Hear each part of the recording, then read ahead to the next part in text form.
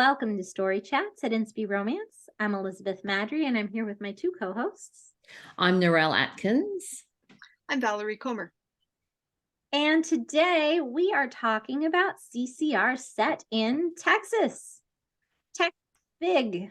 So we could probably do more than one Texas episode. We could possibly do a whole month of Texas episodes or a year or more, but we're not going to. We're going to do one Texas episode.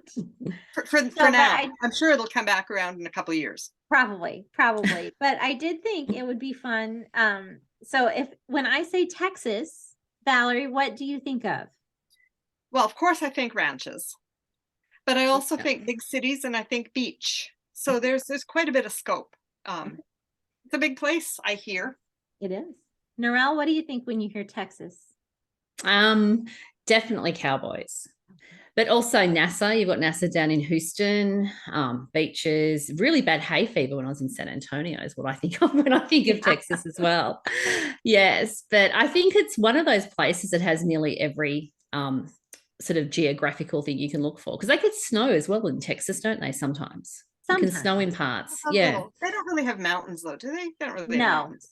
No mountains. I think the snow is sort of a freak occurrence. I don't think they plan for it. I think it just happens. When I've seen snow in a Texas book, it's like, and this is the first time in the last 50 years or something. Right. Like yeah. Kind of like we needed snow, but it doesn't really happen. So it's a freak. It's good. We'll put it in. Excellent. Okay. Very good. Yeah, they have it all. It is true. Yeah. It is. All right. So I didn't have questions beyond that for Texas. Texas is big. Texas and Alaska argue about who's the bigger state. I'm sure there's a conclusive answer. I didn't feel like Googling it. I don't know who wins. You can Google it if you want to. Well, population-wise, Texas is pretty big, isn't it? It's one of your biggest states, population-wise, they would win because there aren't that many people that live in Alaska. Just say, unless you're counting sled dogs and polar bears in Alaska. Yeah. Now, population-wise, I mean, New York City, I think, wins over everything. But yeah, area-wise, Texas and Alaska fight it out. It's a big state. Yeah. All right, let's talk books. All right. Who wants to go first? I'll go first. Valerie, go first. We might as well do the ranch first, right? All right, ranches. Woohoo. So my first book is Loving Her Cowboy Best Friend by Emmy Eugene. I haven't read a lot of her books, although I have mentioned them before. I've just kind of started getting into them, actually. But this series sparked my interest because the setting is a ranch resort, and I'll be doing one of those in an upcoming series myself. So I was just kind of like, oh, what do other authors do with a ranch resort? What kinds of things might I not have thought of, or would I want to do different or whatever? It's not a case of copying at all. Just curious. So Gina is back in her small town because her parents are aging and her sister needs help with them. Her sister has made a big deal of how she's doing all the work for their parents, and Gina is doing none of it. So she goes back. Her high school boyfriend, Blake, never left.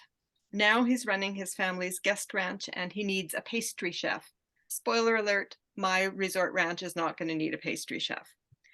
But Gina is a pastry chef looking for work, and he's not really willing to hire her, but she talks him into it. He doesn't want to hire her because she ran off once before, and he doesn't want to take that risk personally or with the business that he runs. He doesn't see why she would stick around this time. So that kind of sets up the whole conflict between them, in that he just sees her as somebody who runs away when things get tough. Sure. However, the setting is Texas and a ranch. Yes. And a ranch. Yes. Texas ranch. Excellent. What is a ranch resort? It's like a dude ranch. Okay. Or a guest ranch where the main draw is not that they're authentically raising cattle for sale, but where people come to pay for the experience of hanging out on a real ranch. And it's basically a resort with horses and enough like of it. the movie City Slickers. Mm. So it's like a farm stay. Yeah. Okay. Would be like a farm stay, ranch Yeah. stay. A farm stay to ranch. Okay.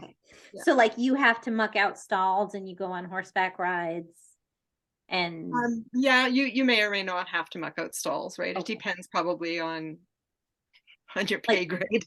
are there glamping ranch resorts? I'm sure there are. Okay. In the research that I've been doing for my upcoming series, I kind of got the idea that I could pretty much do whatever I want with this property and make it authentic.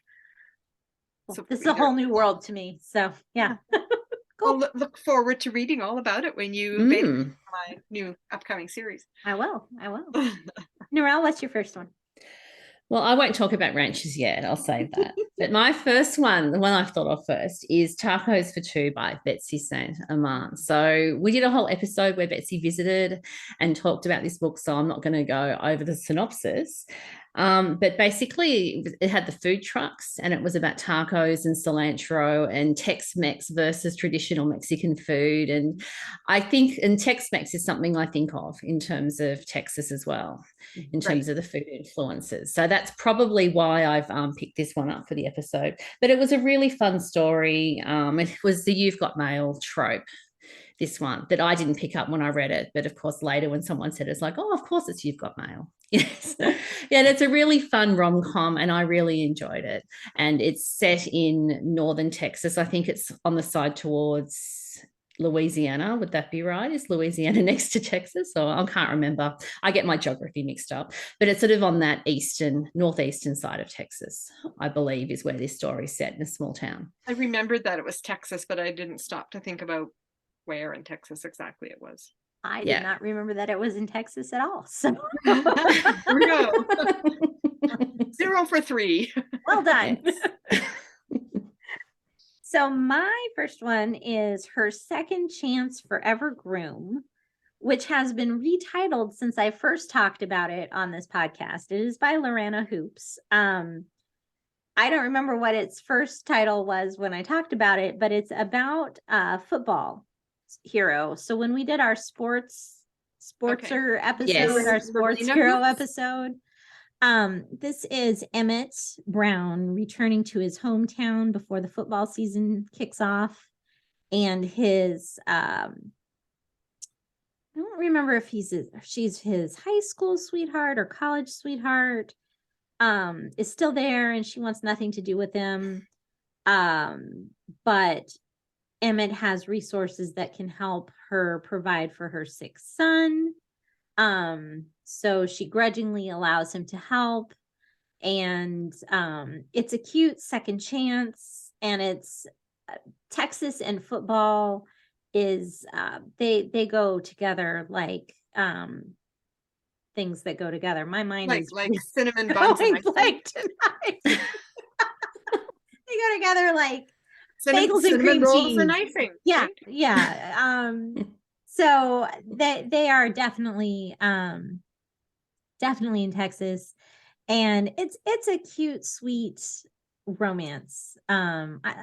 I haven't read a ton by Lorana, but I will read more. And this was the first I had read by her, and it is why I will read more and continue to read. Pick them up every now and then because it's just a sweet story. I really enjoyed it. Valerie. Melanie D. Snitker has quite a few Texas Set stories, and most of them are small town Texas. I recently read Someone to Trust, which I didn't realize I hadn't read this entire series before somehow. There's just so many good books out there, right? There just really are.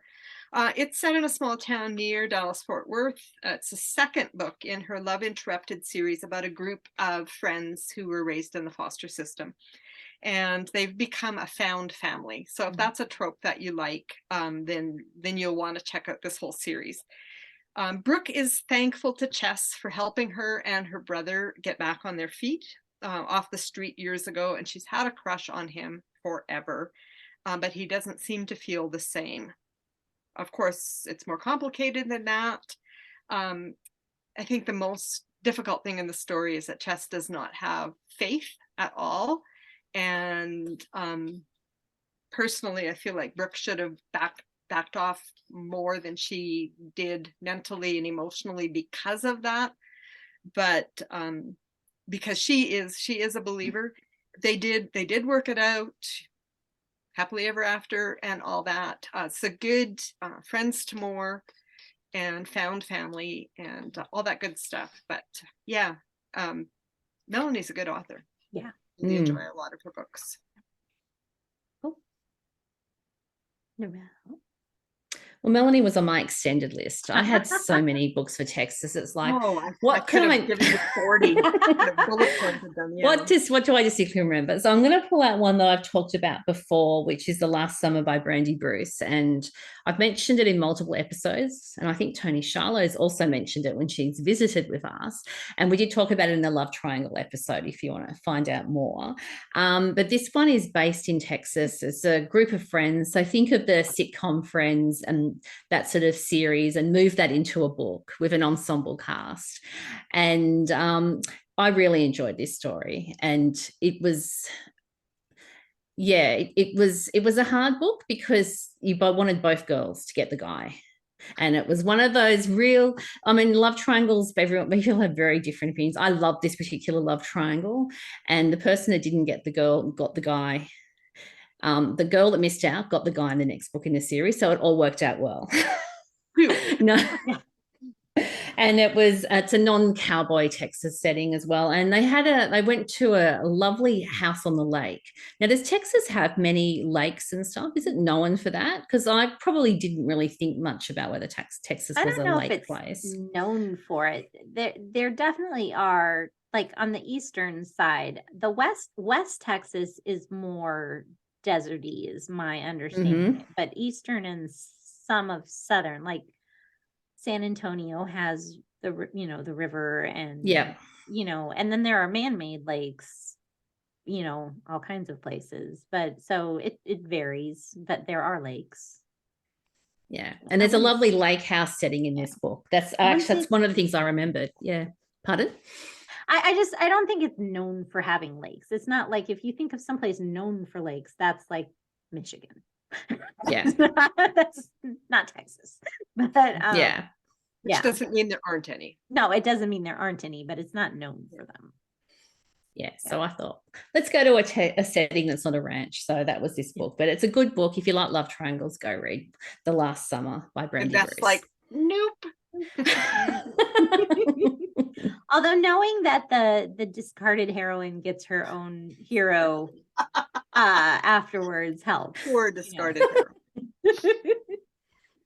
All right, my next one is Shelter from the Storm by Kristen Ethridge. And Kristen has many books set in Texas as well. She does. Providence. This is set on Provident Island, which is sort of Galveston-y-esque. And they're facing a hurricane bearing down on them. And Becca runs the animal shelter on the island, and one of her dogs is too old to be evacuated. And the new vet, Becca can't evacuate this one, so she's going to stay on the island and care for it through the hurricane, but she's not prepared to stay on the island because she has planned to evacuate everything and herself as well. The new vet had been planning to evacuate with his former military canine, can't turn his back on Becca as she throws herself and her sick older animal on his mercy. So the two of them end up having to weather the storm, this big, massive hurricane together. And I just think Kristen captures the Gulf Coast of Texas really, really well. And she captures, I feel like the Gulf Coast is its own sort of unique thing. It's not Dallas, which is like Dallas is oil money, and the Gulf Coast is the Gulf Coast, and San Antonio is another sort of different thing, and then West Texas is the oil fields, and there are all these unique little places, and I feel like Kristen really gets the Gulf Coast. And I always enjoy reading her books. It feels like a character in her book. Yeah. I find So, that. can I ask a question? Is the Gulf Coast in Texas different to the Gulf Coast if you were to move around to Florida and other places in the South? It's all the same Gulf. So it's all the Gulf of Mexico. I mean, it's that. I would say the Texas part has a different feel than the Florida side, which has a different feel than like the Louisiana, Alabama, Mississippi side. They all have a different, unique local flavor. Okay. They all have their own little spin on things. Yeah. Because it's a long coast. It is a very long coast. Yes. It's like saying that California or Southern California and Alaska should be the same. They're not. It's the same. Or even like, I mean, if you were to take Australia and the coast up here versus the coast down here, they're going to be very different. But it's the same weather because it's an east-west running coastline. Similar. But is it warm? The prevailing winds will be different because of the bay, the Gulf. Yeah. And what's different in Australia, though, is that we don't get hurricanes or what we call cyclones south of pretty much the tropics, whereas I think North America, most of the states is above the tropics, isn't it? Yeah. Is Florida in the tropics? Yeah. Yeah. No, it's very close. Yeah. I think it's still above. Yeah. So I think of the Gulf Coast as being hot weather, just from my Australian perspective, because it all sort of sits on that. And it's very warm water, the Gulf, isn't it? Yes. Is it? Yeah. Which is different again. You don't have the ocean.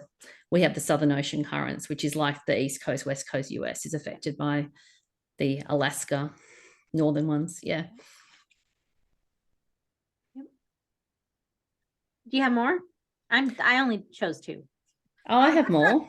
Oh, I have one more. All right, tell me, Valerie. Picture Perfect by Janice Thompson. This is an older one. She, I don't know if she's even writing romance anymore, but she's got a lot of books set in Texas that are CCR, written in the late 90s, early 2000s, I want to say. Picture Perfect is part of a series in the Weddings by Bella world set in Galveston.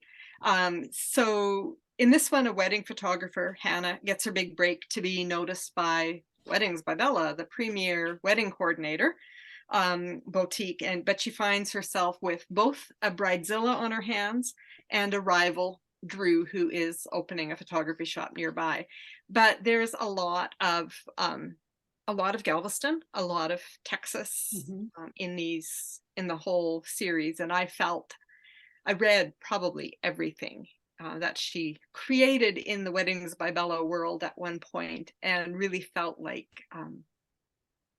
Galveston was a place that I could walk along and recognize through it. Like I thought the setting came through really clearly in her stories. Yeah. Narelle? Well, I'm going to mention a love-inspired book because I think of Texas and cowboys and love-inspired kind of go together. So I'm just going to very quickly mention Hill Country Redemption by Shannon Taylor Vannatter. Now, this one is a second chances book. The hero works for a rodeo. It's set on a Texas ranch. The heroine's a single mom. It's also a secret baby, so we know what's going to happen there, don't we? It's a secret baby and a single mom.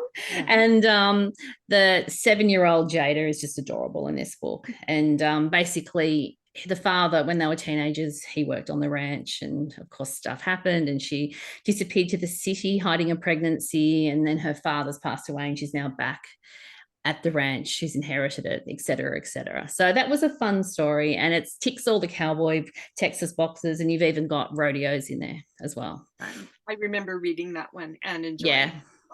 It was a good one. Cool. Shannon likes to put the rodeos in particular in her books. Yeah. Yeah. It's a big part of some cowboying cultures, Yeah. and that's the one that she's, I think, most known for Yeah. sure. So a rodeo is mainly Texas. I'm asking lots of questions today, aren't I? Is it, No, or is it all over? It's all over. Okay.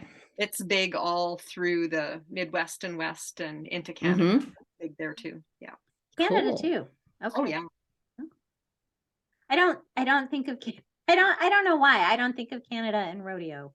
It feels It's a big thing in Alberta and British Columbia in Okay. particular. We have Hmm. large ranches and definitely the cowboy culture through Alberta and BC. And just as a toss in there, if anybody's looking for reading something about that, Carolyn Arson writes cowboy books set in mostly in Alberta, also some in British Columbia. So you get and she is an Alberta rancher, married to an Alberta rancher, whatever, both. I feel like I've read a couple of her Canadian. She also when she wrote for Yeah. Love Inspired, she's got some, in Montana and wherever as well. But since she went indie, I want to say 4 or 5 years ago, I think everything has been set in Alberta since then. Cool. Very cool. That's fun. Final thoughts on Texas. At us for not going all cowboy all the time. That's exciting. I do love Texas cowboy books. I do love Texas cowboy books, though. I think there's just something about it. I don't know. It's just iconic. Yeah, yes, true. It is that. That is true. We couldn't have done an episode without any Texas cowboy. No, that's true. That would have been just wrong. It would. Yes. It's true. I'm surprised we didn't really get any like oil money books, but like, where are the Texas billionaires? We need some Texas. I guess you're going to have to write that series back. I guess I am. We don't have Texas Billionaires series. I mean, I don't read a lot of billionaire stories, but there's not CCR, isn't? Well, I would say that the Emmy Eugene book probably would qualify. Yeah. Because that family that runs this ranch resort dude ranch thing is not hurting. And Tacos for Two, the family that the boy comes from is billionaire money. They're just lawyers, aren't they? I mean, like wealthy lawyers, but I don't think they're but they're big money. Crazy. He's Texas money. I don't know. I can't remember. I know he was big money. I don't know.